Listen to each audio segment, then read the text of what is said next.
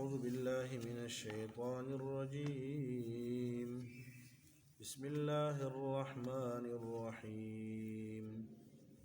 وإذ ابتلى إبراهيم ربه بكلمات فأتمهن قال إني جاعلك للناس إماما قال ومن ذريتي قال لا ينال عهد الظالمين.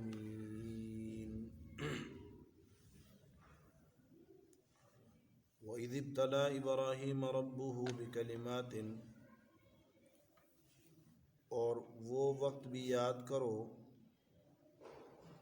جب ابراہیم علیہ السلام کو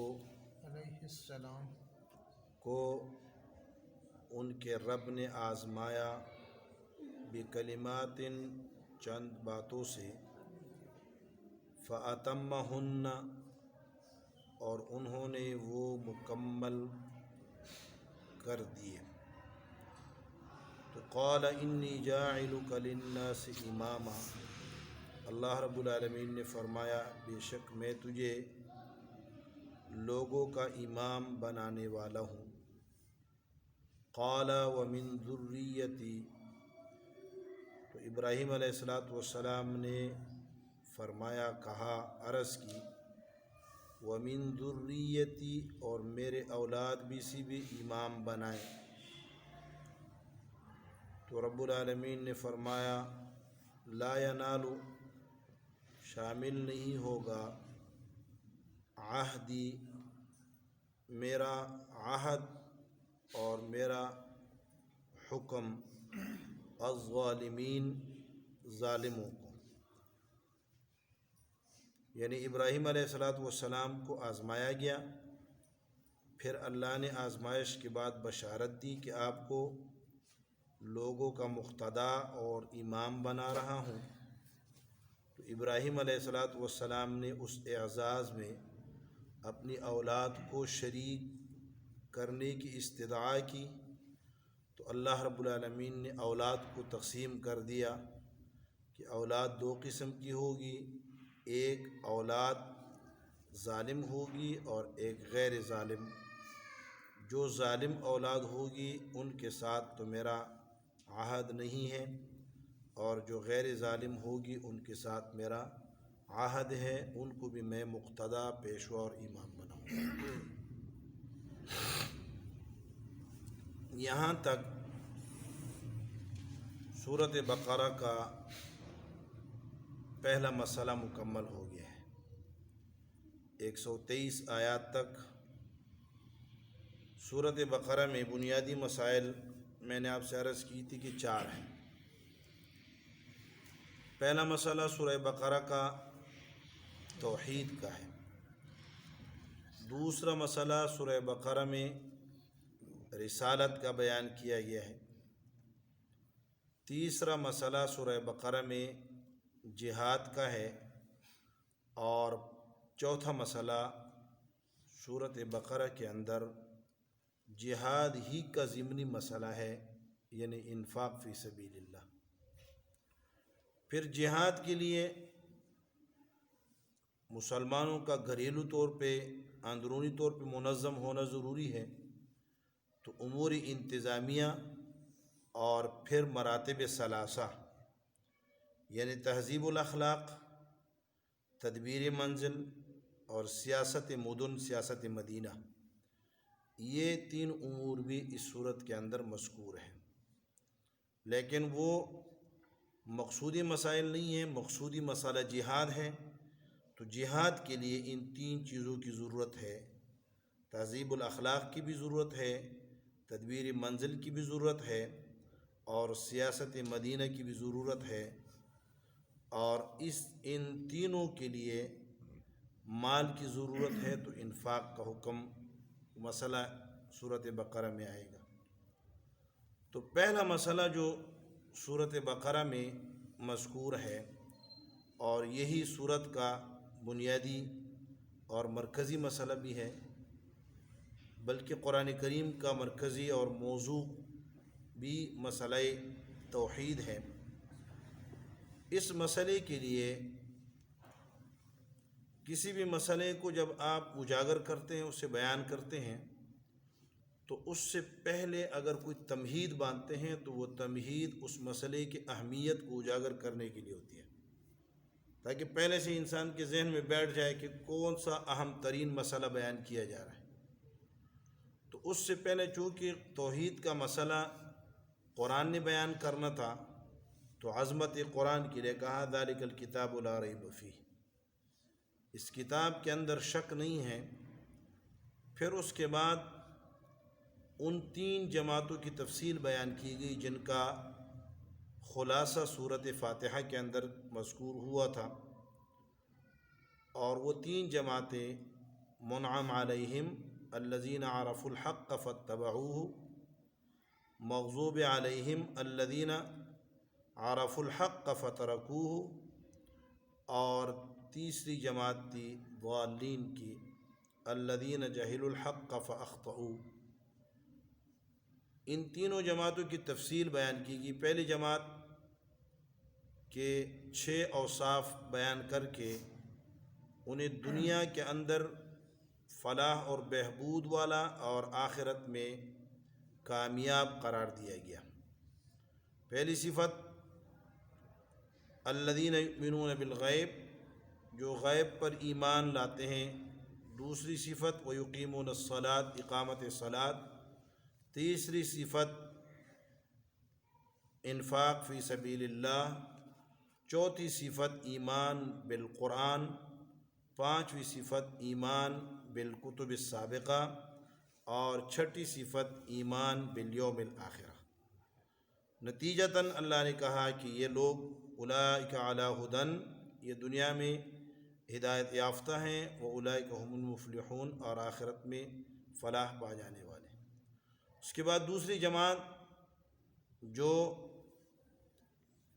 اعلانیہ کافر تھے ان کا ذکر کیا، اور ان کی کوئی تفصیل نہیں کی، لیکن اتنا کہہ دیا کہ جن کا کفر مقدر ہو چکا ہے اور مہر جباریت جن کے اوپر لگ چکی ہے، تو ان کو ڈرانا نہ ڈرانا برابر ہے، اور انجام ان کا یہ ہے کہ ان کے اعضاء، وہ اعضاء جو ہدایت کا ذریعہ بنتی ہے اور جن کے ذریعے قلوب میں ہدایت اترتی ہے، آنکھیں، کان، یہ سارے کے سارے اعضاء ان کے مفلوج ہو گئے ہیں، اور ان کے لیے عذاب عظیم ہے۔ اور پھر اگلی جماعت کے 6 اوصاف بیان کر کے ان کی دنیاوی تجارت کے خسارے کو بیان کیا گیا، اور اخروی جزا یا سزا اس کا ابھی تک ذکر نہیں کیا، کیونکہ یہ جماعت منافقین کی تھی، اور ان کا اخروی فیصلہ وہ مشیت باری تعالیٰ پہ تھا، کون کون ان میں مسلمان ہوتا ہے، مخلص ہوتا ہے، کون کون باقی رہتا ہے۔ اسی لیے کچھ تفصیل آخرت کے بارے میں نہیں بتائی گئی۔ پھر 2 مثالیں دے کر اللہ رب العالمین نے تمہید ختم کی، اور اصل مسئلہ جو اللہ رب العالمین کی عبودیت کا تھا اس کا اعلان کیا، اور اس کے مخاطب پوری دنیا کو بنایا۔ یا ایھا الناس اعبدوا ربکم، اے ساری کے سارے کائنات کے سارے انسانوں، آدم سے لے کر اور آخری آنے والے انسان تک، سارے کے سارے انسانوں سنو، عبادت اسی کی کرو جو تمہاری پرورش کرنے والا ہے۔ اعبدوا ربکم، یہ قضیہ قیاسھا معھا، یعنی دعوی الشیء ببینۃ و برہان، اس کو کہتے ہیں کہ دعویٰ بھی ہے اور دلیل بھی ہے۔ عبادت رب کی کرو تو اسی میں دلیل بھی بیان کر دی۔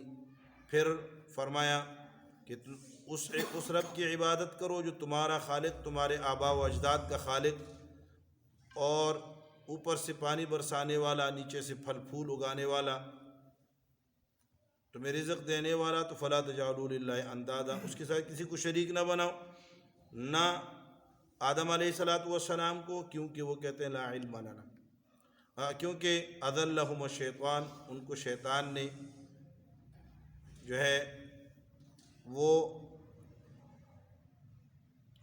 پھسلاوے کا شکار ہو جاتا ہے انسان، اس لیے یہ عبادت کے قابل نہیں، لائق نہیں۔ ملائک کو بھی معبود نہ بناؤ، اس لیے کہ وہ کہتے ہیں لا علم لنا، ہمیں علم نہیں۔ اور شیطان یعنی جنات کو اور ناری مخلوق کو بھی عبادت کے لائق نہ سمجھو، ان کی بھی عبادت نہ کرو، کیونکہ وہ بھی اللہ رب العالمین کے مردود ہے۔ ابا واستکبرا، اللہ کے سامنے جو کبر اور تکبر اور انکار کا شکار ہو گئے ہیں وہ عبادت کے لائق نہیں ہو سکتے۔ اس کے بعد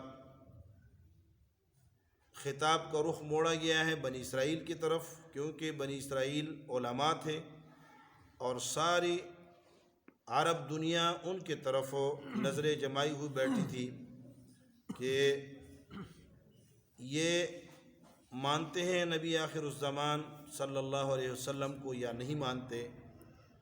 تو پہلے رکوع میں جو مجموعی طور پہ 5واں رکوع تھا، آیت نمبر 40 سے یہ بحث شروع ہوئی، اور اس رکوع کے اندر 12 امور مذکور ہوئے، 8 اوامر اور 4 نواہی، اور انہیں حکم دیا گیا ان اوامر کے بجا لانے کا اور نواہی سے بچنے کا۔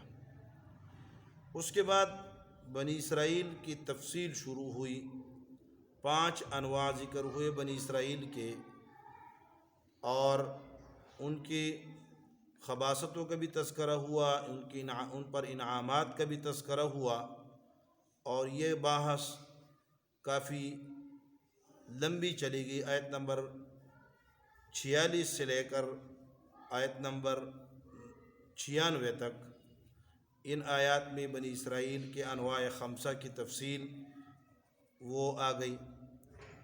اس کے بعد ان کی طرف سے 5 اعتراضات کے جوابات وہ مذکور ہوئے۔ پہلا اعتراض انہوں نے یہ کیا تھا کہ ہم اس کتاب کو اور اس نبی کو اس لیے نہیں مانتے کہ اس کو لانے والے جبریل علیہ السلام ہے اور جبریل ہمارے دشمن ہے۔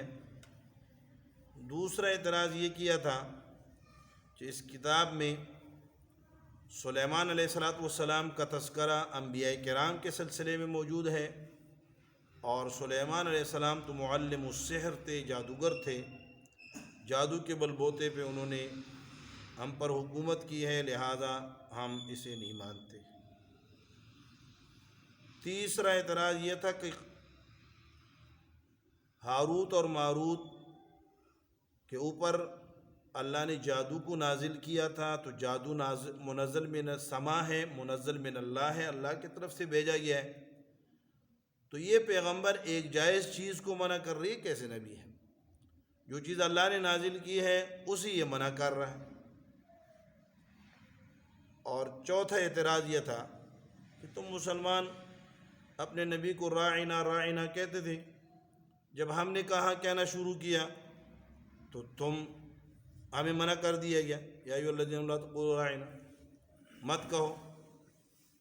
تو یہ تو تعصب ہے کہ خود کہتے رہو، لیکن وہ تفصیل وہاں گزر گئی ہے کہ مسلمان راعنا کن بنیادوں پہ کہا کرتے تھے، اور بنی اسرائیل اور یہود کس بنیاد پہ، یعنی توہین رسالت کے لیے کیا کرتے تھے، اس لیے منع کیا گیا۔ 5واں اعتراض یہ کیا تھا کہ یہ کیسے پیغمبر ہوا؟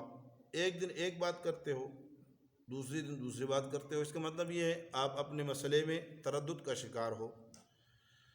ما ننسخ من آیت او ننسها نأتی بخیر منها او مثلها، اس میں تفصیل آ گئی تھی، تنسیخ آیات یا تبدیل آیات کے اندر احکامات خداوندی میں تنسیخ کیوں جاری ہوتی ہے۔ پھر اس کے بعد ان کے کچھ اقوال ہیں، 5 اقوال، اور یہ اعتراضات کا مقصد بتایا گیا کہ یہ اعتراضات کیوں کرتے ہیں، تاکہ مسلمانوں کو ارتداد کا شکار کر دیں، مسلمان مرتد ہو جائیں۔ تو مسلمانوں کو مرتد بنانے کے لیے یہ ساری تحریک ان کی چلتی ہے، تو مسلمانوں کو حکم دیا گیا ہے کہ عفو و صفحہ اور اپنے غلبے کا اور اللہ رب العالمین کی طرف سے ہدایات کا انتظار کرتے رہیں، اسی طرح نماز اور زکوٰۃ کا اہتمام کرتے رہیں۔ پھر 5 اقوال ان کے ذکر ہوئے۔ پہلا قول لن يدخل الجنة الا من كان هودا او نصارى، دوسرا قول تھا قالت اليهود ليست النصارى على شيء وقالت النصارى ليست اليهود على شيء۔ یہ یعنی جب کسی کو مرتد بنانے کی کوشش کی جاتی ہے اپنے دین کی طرف لانے کے، تو اس کو پہلی ٹافی یہ دی جاتی ہے، لالی پاپ یہ دیا جاتا ہے کہ جنت میں میرے ساتھ، جنت میرے پاس ہے، جنت کا ٹھیکیدار میں ہوں، تو آپ میرے پیچھے آ جاؤ۔ دوسری بات یہ ہے کہ جب آپ کسی اور کو اپنے طرف مائل کریں گے تو دوسروں کی نفی کرو گے، تو اس لیے یہود نے نصارہ کی، نصارہ نے یہود کی، اور جو حلائے عرب نے ان کو دیکھا دیکھی ان کی نفی کر دی کہ بس جنت والے ہم ہیں، حقیقت پر ہم ہیں، باقی سارے کے سارے کافر ہیں۔ اس کے بعد جب ایک دوسرے پر کفر کے فتوے لگ گئے تو اگلا سٹیپ یہ تھا کہ ایک دوسرے کی مساجد کو ویران کرنے کی کوشش شروع ہوئی، تو اللہ نے کہا اس سے بڑا ظالم کوئی نہیں ہے جو مساجد اور مقدس مقامات کو ویران کرنے کی کوشش کرتا ہے۔ اس کے بعد اللہ رب العالمین کے ذات پر حملہ آور ہوئے اور کہا قالوا اتخذ اللہ ولدا، اللہ کے لیے اولاد، یعنی نبی علیہ الصلوۃ والسلام نے جب کہا کہ انبیاء کرام علیہم التسلیمات وہ عباد الرحمن تھے، تو یہ کہنے لگے اچھا یہ تو تم توہین کر رہے ہو، نبیوں کو اللہ کے بندے کہتے ہو۔ اور آخری قول ان کا یہ تھا کہ اللہ ہم سے بات کیوں نہیں کرتے، ہمیں خود بتا دیں، یا تو احکامات خود جاری کریں کہ اس طرح کرو اس طرح کرو، نبی کی ضرورت ہی نہ پڑے، یا ہمیں کہہ دیں کہ کیا ہے یہ میرا نبی ہے تو ہم آپ کو مان جائیں گے۔ یہ اور اس کے بعد آپ علیہ الصلوۃ والسلام کو تسلی دی گئی، چونکہ آپ کے ان کے اعتراضات اور اشکالات کی وجہ سے آپ ملال ہو گئے، آپ کو دکھ ہوا، تو فرمایا انا ارسلناک بالحق بشیرا ونذیرا ولا تسأل عن اصحاب الجحیم لن ترضى عنک الیہود ولا النصارى۔ یہ سارا عنوان کس کا تھا؟ یہ تسلی کا عنوان تھا کہ یہود و نصارہ کی رضامندی بھی حاصل نہیں ہو سکتی جب تک آپ ان کی ملت کے پیچھے، ان کے دین کے پیچھے نہ چلیں، اور یہ آپ سے ممکن نہیں، لہذا یہ آپ سے کبھی راضی نہیں ہوں گے۔ یہ ذہن سے یہ خیال نکال لیں کہ ان کے ساتھ صلح مصالحت ہو جائے گی، ان کے ساتھ کوئی کمپرومائز ہو جائے گی، ان کے ساتھ کوئی بات، یہ ہم مل بیٹھ کر کوئی بات طے کر لیں گے اور امن و امان سے دنیا کو امن و امان دے دیں گے۔ فرمایا نہیں، یہ دنیا کو امن و امان اس وقت تک نہیں دے گی، یہودیت اور عیسائیت جب تک کیا ہے آپ اپنا دین چھوڑ کر ان کے پیچھے نہ ہو جائیں۔ تو یہ ان کے غایہ اور منتہا ان کی محنت اور کوشش کا یہ ہے کہ وہ سارے لوگ ہمارے پیچھے ہو جائیں، اور وہ ممکن نہیں ہے، لہذا ان کے ساتھ مصالحت ممکن نہیں۔ آخر میں جو بالکل آخری بات کی گئی ہے وہ یہ تھی کہ جو لوگ اہل علم، ان میں یہود و نصارہ میں جو اہل علم لوگ تھے اور جو آسمانی کتابوں کی تلاوت کما حقہ کرتے تھے، یتلونہ حق تلاوتہ، ان کی تعریف کر کے اس مسئلے کو ختم کیا گیا۔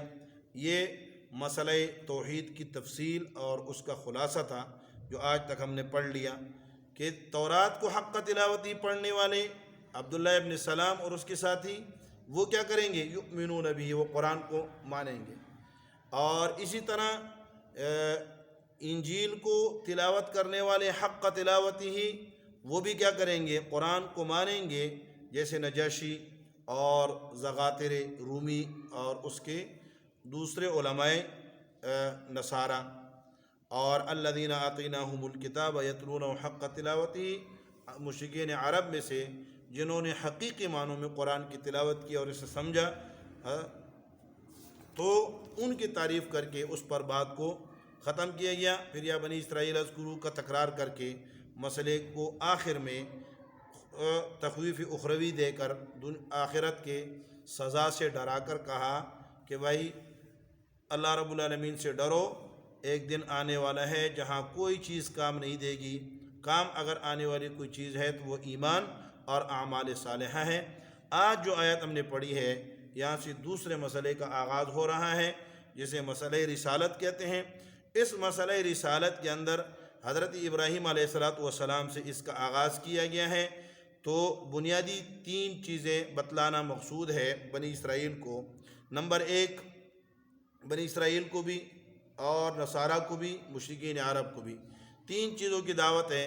نمبر 1، ابراہیم علیہ الصلوۃ والسلام نے کعبہ بنایا ہے۔ نمبر 2، ابراہیم علیہ الصلوۃ والسلام نے محمد الرسول اللہ صلی اللہ علیہ وسلم کی کس کے لیے دعا فرمائی ہے۔ اور نمبر 3، ابراہیم علیہ السلام اور یعقوب علیہ السلام نے کیا کی ہے؟ توحید کی وصیت کی ہے۔ یہ 3 باتیں بنیادی ہے۔ پھر ابراہیم علیہ الصلوۃ والسلام کے جو تفصیل ہے اس میں 5 امور کا ذکر ہوگا۔ نمبر 1، عظمت شان ابراہیم علیہ السلام۔ نمبر 2، عظمت شان کعبہ۔ نمبر 3، دعائے ابراہیم علیہ السلام برائے آل حرم۔ نمبر 4،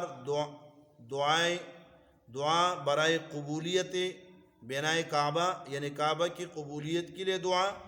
اور نمبر 5، دعا برائے خاتم الانبیاء صلی اللہ علیہ وسلم۔ یہ اس رکوع کا حاصل ہوگا۔ اگلے رکوع میں زجر ہے صفاحت معرض عن ملت ابراہیم، جو ابراہیم علیہ الصلوۃ والسلام کے ملت سے منہ موڑے گا اس کے لیے زجر ہے۔ اور پھر یعقوب علیہ السلام اور ابراہیم علیہ السلام کے وصیت بر توحید اس کا تذکرہ ہے۔ مزید تفصیل انشاءاللہ اگلے دروس میں۔ اللہ رب العالمین ہمیں قرآن کریم کو حقیقی معنوں میں سمجھنے اور اس کو سیکھنے اور اس پر عمل کرنے کی توفیق نصیب فرمائے۔ اللہم صلی وسلم علی سیدنا مولانا محمد وعلی آلہ واصحابہ وبارک وسلم تسلیما کثیرا کثیرا۔ ربنا تقبل منا انک انت السمیع العلیم وتب علینا یا مولانا انک انت التواب الرحیم۔ یا رب العالمین ہم سب کے حال پہ رحم فرما دے۔ قرآن کریم کو حقیقی معنوں میں سمجھنے، سیکھنے اور اس پر عمل کرنے کی توفیق نصیب فرما دے۔ رب کریم اس درس کی برکت سے یا اللہ آج ہمارے جتنے بزرگ یہ حضرات کے رشتہ دار وفات پا گئے ہیں، اللہ رب العالمین ان کی مغفرت فرما دے، اللہ ان کے درجات کو بلند فرما دے، اللہ قبروں میں رحمت نازل فرما دے، آخرت کے منازل کو آسان فرما دے، پسماندگان کو صبر جمیل عطا فرما دے، پسماندگان کے نیک اعمال ان کے لیے یا اللہ صدقہ جاریہ بنا دے۔ میرے سسر کے لیے بھی دعا فرمائے، اللہ رب العالمین انہیں صحت نصیب فرما دے۔ آپریشن ہو گئے ہیں، اللہ کرے ان کو جلد از جلد صحت یابی ملے اور اپنے گھر واپس ہو، اللہ صحت نصیب فرما دے۔ اور بھی جتنے بیمار ہیں اسپتالوں میں ہیں، گھروں میں ہیں، رب کریم سب کو شفائے کاملہ عاجلہ مستمرہ دائمہ نصیب فرما دے۔ صلی اللہ تعالیٰ علی نبی کریم وعلی آلہ وصحبہ اجمعین، آمین برحمتک یا ارحم